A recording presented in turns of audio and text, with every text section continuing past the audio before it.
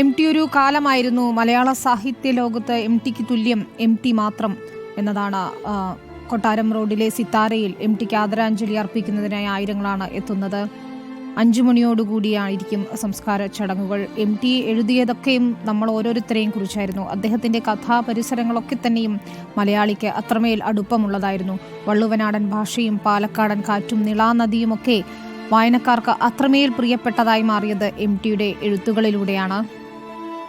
M T എന്ന രണ്ടക്ഷരം വായിക്കാൻ നമ്മെ എത്രത്തോളം പ്രചോദിപ്പിച്ചു എന്നത് ഓരോ വായനക്കാരനും വ്യക്തിപരമായി തന്നെ അറിയാവുന്നതുമാണ്. സ്മൃതിപഥം എന്ന് പേരിട്ടിട്ടുള്ള മാവൂർ റോഡിലെ ശ്മശാനത്തിലായിരിക്കും സംസ്കാര ചടങ്ങുകൾ. അല്ലമീനുണ്ട് അവിടെ നിന്ന്. അല്ലമീൻ, ഇപ്പോഴും നൂറുകണക്കിന് ആളുകളാണ് എം ടിക്ക് ആദരമർപ്പിക്കാൻ വീട്ടിലേക്ക് എത്തിക്കൊണ്ടിരിക്കുന്നത്. 5 മണിയോടുകൂടി തന്നെ സംസ്കാരം നടക്കുമെന്നാണ് കരുതുന്നതല്ലേ?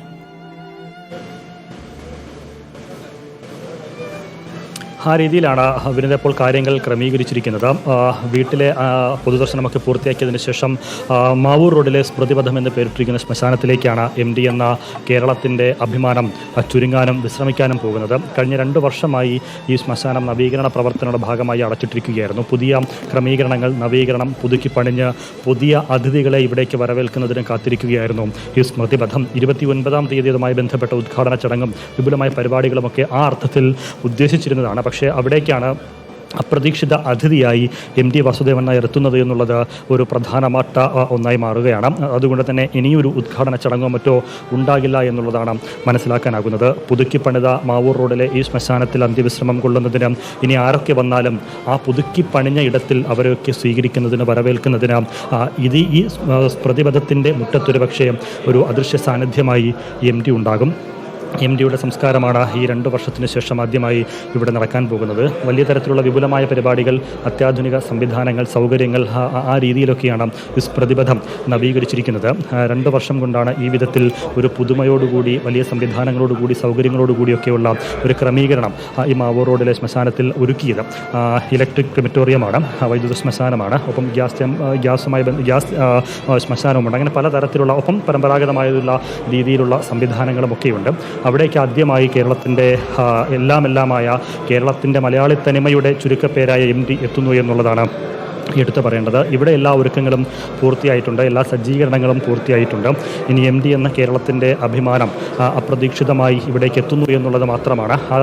അദ്ദേഹത്തെ വരവേൽക്കുന്നതിന് ഒരുപക്ഷെ ഉദ്ഘാടന ചടങ്ങിന് എത്രത്തോളം ക്രമീകരണങ്ങളുണ്ടോ, ആ ഉദ്ഘാടന ചടങ്ങ് എത്രത്തോളം കെങ്കേമമാക്കാനാണോ കോർപ്പറേഷനും അധികൃതരും ആലോചിച്ചിരുന്നത്, ഒരുപക്ഷെ അതിനപ്പുറത്തേക്കുള്ള ഒരു അതിഥിയായി എം ടി എത്തുന്നു. എം ടി തന്നെ ഉദ്ഘാടകനായി എത്തുന്നു. ഒരുപക്ഷെ ഈ നേരത്തെ സൂചിപ്പിച്ചതുപോലെ ഇനിയും മാവൂരുള്ള ഈ ശ്മശാനത്തിൽ സംസ്കാര ചടങ്ങുകൾക്കായി ഇനി എത്താൻ പോകുന്ന ആളുകളെയൊക്കെ വരവേൽക്കുന്നതിന് എം ടിയുടെ അദൃശ്യ സാന്നിധ്യം നമുക്കിവിടെ പ്രതീക്ഷിക്കുകയും ചെയ്യാം. സംസ്കാര ചടങ്ങുകൾക്ക് ശേഷം തൊട്ടടുത്ത് തന്നെ ഒരു അനുസ്മരണ യോഗവും സംഘടിപ്പിച്ചിട്ടുണ്ട്. അതിനുവേണ്ട പ്രത്യേക ഹോളും സജ്ജീകരണങ്ങളുമൊക്കെ ഇവിടെ ഒരുക്കിയിട്ടുണ്ട്. ഒപ്പം ഇവിടെ നിന്ന് തന്നെ കൈപ്പറ്റാം. ഇനി ബന്ധുക്കളുടെയും അത് മറ്റാളുകളുടെയും ഒക്കെ ആവശ്യപ്രകാരം വേണമെങ്കിൽ 2 ആഴ്ച വരെ ലോക്കറിൽ സൂക്ഷിക്കുന്നതിനുള്ള സംവിധാനം, അങ്ങനെ എല്ലാ തരത്തിലും വിപുലമായ ക്രമീകരണങ്ങളും നല്ല അറ്റ്മോസ്ഫിയറും ആംബിയൻസും ഒക്കെ ഉള്ള രീതിയിലാണ് ഈ സ്മൃതിപഥം നവീകരിച്ച് ക്രമീകരിച്ചിരിക്കുന്നത്.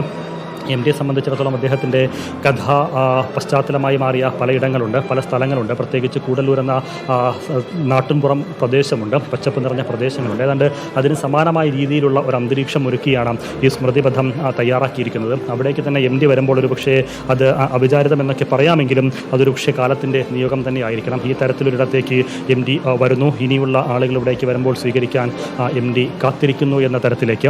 എം ടിയെ സംബന്ധിച്ചിടത്തോളം വാക്കുകൾ ചുരുങ്ങിയ വാക്കുകളിലാണ്. അദ്ദേഹത്തിൻ്റെ നാവിൻ തുമ്പിൽ നിന്ന് വരുന്ന സാഹിത്യ സാമ്രാജ്യത്തെക്കാൾ അദ്ദേഹത്തിൻ്റെ പേനത്തുമ്പിൽ നിന്നാണ് ലോകം കണ്ട കൃതികളൊക്കെയും പിറന്നു വീണത്. പ്രസംഗിക്കും, സംസാരിക്കും, പക്ഷേ ചുരുങ്ങിയ വാക്കുകളിൽ ആയിരുന്നു അദ്ദേഹത്തിൻ്റെ സംസാരമൊക്കെ. അതുകൊണ്ട് തന്നെ നാവിൻ തുമ്പിൽ നിന്നായിരുന്നില്ല എം ടി സാഹിത്യ ലോകത്ത് വിസ്മയം സൃഷ്ടിച്ചിരുന്നത്. അദ്ദേഹത്തിൻ്റെ നാവിൻ തുമ്പിൽ നിന്നുള്ള പിറവികൾക്ക്, സൃഷ്ടികൾക്ക് എം ടി ഒരു നിയന്ത്രണം, സ്വയം പരിധി വയ്ക്കുകയും ചെയ്തിരുന്നു. പക്ഷേ പേനത്തുമ്പിന് ഒരു നിയന്ത്രണവും പരിമിതിയും വെക്കാതെയാണ് എം ടി സാഹിത്യ ലോകത്ത് വിരാജിച്ചത്.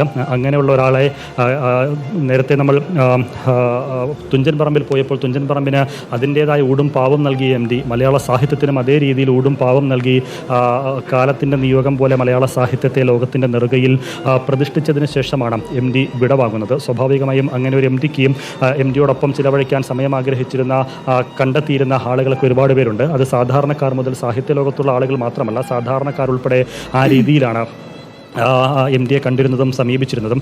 എം ഡിയുടെ അടുക്കൽ വന്നാൽ ഒരുപക്ഷെ കൂടുതൽ നേരം സംസാരിക്കാനൊന്നും എം ഡി തയ്യാറാകില്ല. ഒരുപക്ഷെ വന്നാൽ സംസാരിച്ചു കൊള്ളണമെന്ന് പോലുമില്ല. പക്ഷേ എന്നാൽ പോലും എം ഡി ഒന്ന് കൈവീശി കാണിച്ചാൽ ഒരു ചെറുപുഞ്ചിരിയും ആധരങ്ങളിൽ നിന്ന് അടർന്നു വീണാൽ ഒരു ഓട്ടോഗ്രാഫ് കിട്ടിയാൽ അതുകൊണ്ട് സായുജ്യമടഞ്ഞിരുന്ന എത്രയോ മലയാളികളുണ്ട്. മലയാള സാഹിത്യത്തെ ഇഷ്ടപ്പെട്ടിരുന്ന ആളുകളുണ്ട്. അവരൊക്കെയും ഈ വീട്ടിലേക്ക് ഒഴുകിയെത്തുന്നുണ്ട്. ഒരുപക്ഷെ അവരുടെയൊക്കെ ഒരു കുത്തൊഴുക്ക് ഇവിടേക്കും പ്രതീക്ഷിക്കാം, ഈ സ്മൃതിപഥത്തിലേക്കും പ്രതീക്ഷിക്കാം. പക്ഷേ ഇവിടെ ഒരു വലിയ ആൾക്കൂട്ടമൊന്നും ഉണ്ടാകാതിരിക്കുന്ന ക്രമീകരണങ്ങൾ പോലീസും തീർക്കുന്നുണ്ട്. സുരക്ഷാ ഉദ്യോഗസ്ഥർക്ക് അതുമായി ബന്ധപ്പെട്ട ഒരുക്കങ്ങൾ വിലയിരുത്തുകയും ചെയ്യുന്നുണ്ട്. എന്തായാലും ഇവിടുത്തെ ഒരുക്കങ്ങളും ക്രമീകരണമെല്ലാം അവസാന ഘട്ടത്തിലാണ് വിനിത. ശരി,